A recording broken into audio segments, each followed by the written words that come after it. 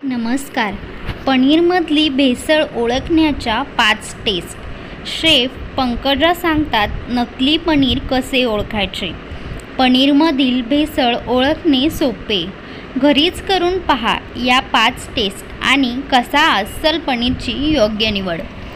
घरी तयार केलेलं पनीर हे कायम ताजे व शुद्ध असते.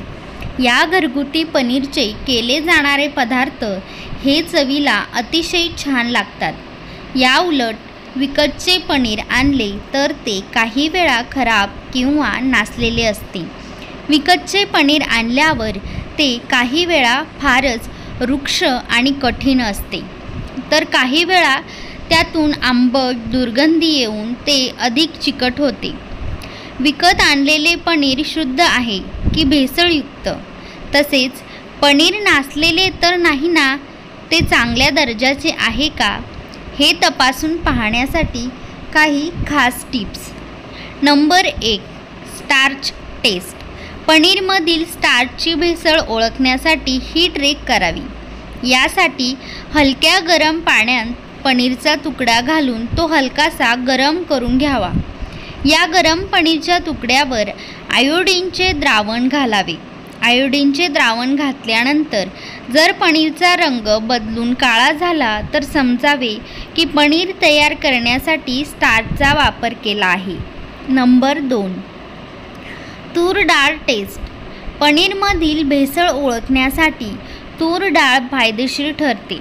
यासाठी गरम पाण्यात पनीर हलकेच भिजवून घ्यावे. त्यानंतर तूर डाळीचे पीठ पनीरच्या तुकड्यावर भुरभुरवून घालावे. जर या पिठाचा पिवळा रंग बदलून हलकासा लालसर झाला तर समजावे की हे पनीर भेसळयुक्त आहे. आणि असे पनीर तयार करण्यासाठी डिटर्जंट पावडरचा वापर केला जातो.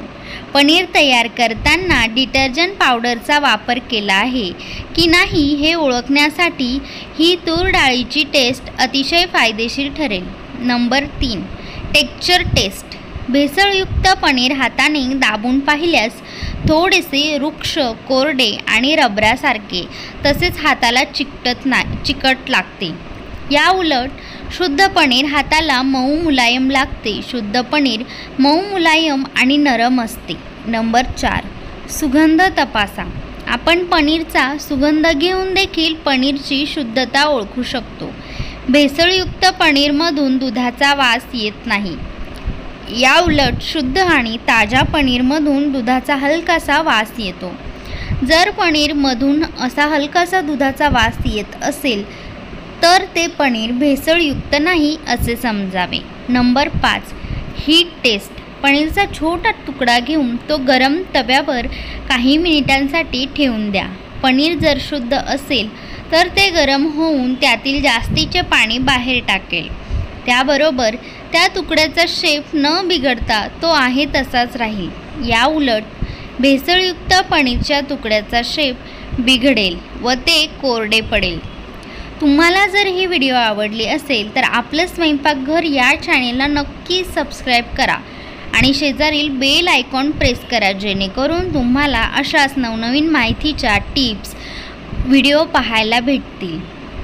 व्हिडिओ आवडली असेल तर व्हिडिओला लाईक करा, कमेंट करा, सबस्क्राईब करा आणि जास्तीत जास्त शेअर करा. असाच सपोर्ट करत राहा. थँक्यू. धन्यवाद. खुश रहा.